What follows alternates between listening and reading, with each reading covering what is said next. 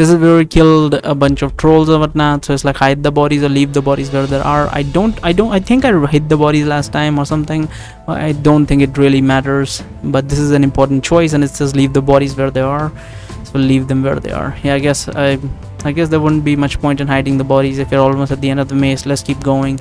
We make our way towards the end of the corridor, where we find a single cell with a magical panel on the wall out beside it. Inside the cell there is only one prisoner with the head of a bull, yet this is the same shit. We have already done all this. So I think this is the point when Firon and the Minotaur and the troll and the girl, what was her name again? Flower, they all teleport out of the area. So we are going to say actually only one of them is our friend. When Layla writes that we have a very unique friends, actually only one of them is my friend Iluna. Layla writes, yeah, I say Haraka is more like the team's jester than anything else really. I've never met that goblin until today, but I'll admit that I've never traveled with such a diverse group of individuals before I came to this tournament. Pause for a few seconds, then I changed the subject. So why didn't you accept the goblin's offer? I asked her. Is it because you didn't trust him? Oh no, it's not that, Layla writes. It's just that I never intended to break out of here. Why not? I say, couldn't you just run past all the guards in the city now their wounds are healed? Layla shakes her head. The Laseti that framed my father are watching me carefully, she writes. As long as I survive this arena, the charges against me will be dropped and they won't be able to touch me. But if I escape illegally, they will use all the means at their disposal to hunt me down. I would never make it to the city gates alive.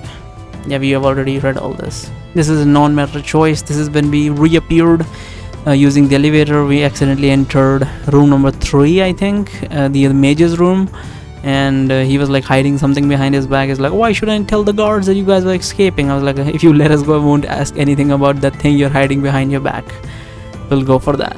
What thing? The mage says, I'm not hiding anything behind my back. It's not going to work, Layla writes while looking directly at the mage. What's with the writing? Mage asks, confused while looking at Layla. This is how do you talk? What's not going to work? Layla reaches for the floor in order to pick up an object that looks like it was made by gluing several pieces of scrap metal together in the most random way possible. That is small enough to fit in her palm, so she stretches one hand as she stretches her arm towards the mage, bringing the metal object several inches away from his face. This is not going to work. I don't know what you're talking about, the mage says, feigning ignorance. That's just a piece of scrap metal. No, Layla writes, this is a device that's meant to enhance your physical abilities for a limited amount of time, and the thing you're hiding behind your back is likely meant to act as a bridge between you and your scrap metal device, allowing you to transfer magical energy into it over a period of time. How did you? The mage starts to say, but he stops when he sees a new text appear in front of him. You can't use this device in the arena, Layla writes. It will be detected immediately. We don't get it you don't get it to somehow link itself directly to your magical aura. The magical energy that will burst from the device when you activate it will trigger all the magical detectors in the 5-mile radius. Either way, even if you do somehow make it work, the device is so poorly made that you won't be able to get use of it more than a few minutes. Even if you spend the whole day charging. A few minutes is more than enough in an arena, mage shouts. A few minutes mean the difference between life and death. You don't know how terrifying an arena can be. You have no idea. If I can get even the slightest advantage out of this device, I will use it gladly. I've already read the rest of it, so I will move on.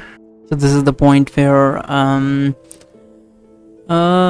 we meet up with Flower again, and she's like, whoa, you know, I can't believe Firon left you behind. And then she says that Iluna was saying that, you know, or Petal as she likes to call her, Iluna was saying something along the lines of like, oh, if he can't handle himself, and then he deserves to die and stuff like that. And I love the options of, oh yeah, tell her that her blue eyes make her look fat. It's okay, I know she means well. What about Araka? Was she worried about me? It's okay, I know she means well. Hey Barry, Araka says, something's been bothering me ever since we left the caverns. How in the hell did you manage to convince the trolls to let you go? I thought for sure you were done for when I sensed him coming near you. You mean Velgos? I asked her. The troll that wouldn't die when we cut off his head. They got stopped by the arena's owner. Apparently he wants to make a show of our fight, and we'll be fighting the troll in the second round of the arena instead. I'll be looking forward to it. Yeah, we have read everything else. So this is the point where Layla and I are discussing that we should tell the information about the caverns and all that to everyone and that we met so far. So the guide says, I suppose it couldn't hurt to hear their opinion on the matter, so I'm gonna go with that.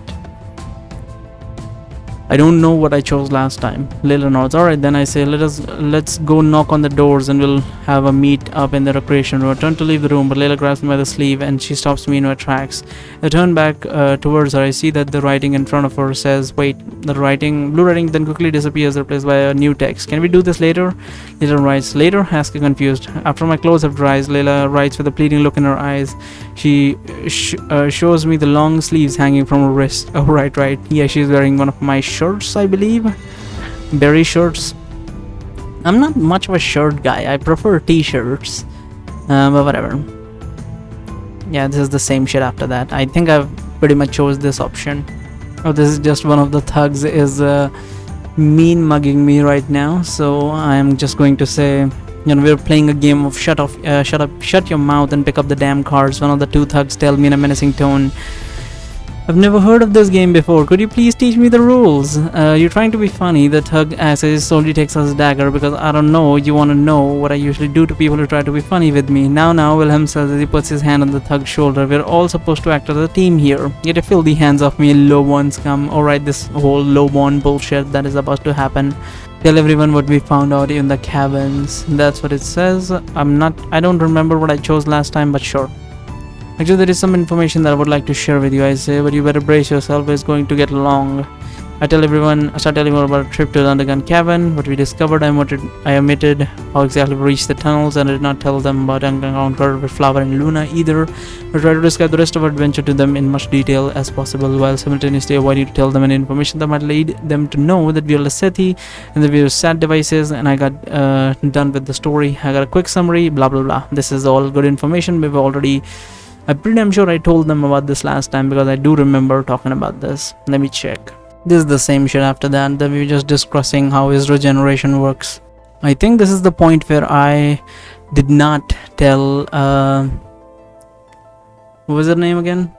I'm pretty damn sure I did not call for Kate. There is no time. The two of them could talk more after the arena. That's what I chose, I believe.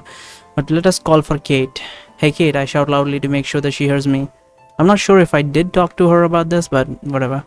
Kate stops in her tracks and she turns around confused. Seeing that Layla doesn't do anything, I give her a nudge with my elbow. She finally understands what I was doing and she quickly makes a message out of the blue text with a very large letter so that Kate can see them from a distance. Kate, I'm sorry too. The text says, I'm sorry for having thought that you would never want to see me again because I was a Lasethi. So now we're both sorry. Let's win the arena. Get out of here alive so we can continue being sorry together. That is hilarious. At first, Kate had a bit of a shock when she saw the writing, but then she realized who it was coming from and she managed to smile. It's a promise, she shouts at Layla and then turns around to hurry back towards her division. Knock 'em dead, Barry, Hardrick says with his usual grin as he also heads towards his own designated area. Better yet, don't get killed, Darren tells me. We only need to survive the arena, not win it. I'll see you again after the end of the events.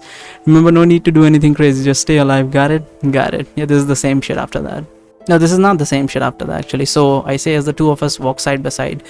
No, you're glad that you decided to follow me to meet Kate after all, I say. Layla smiles faintly. Yes, she writes. Yes, I'm glad. Thank you. So we are getting some points. So let's invest points now. We're getting 3 points. And we spend 2 points in combat technique. And 1 point in strength. Strength is at 1 point in strength and 2 points in combat technique. Confirm. Alright.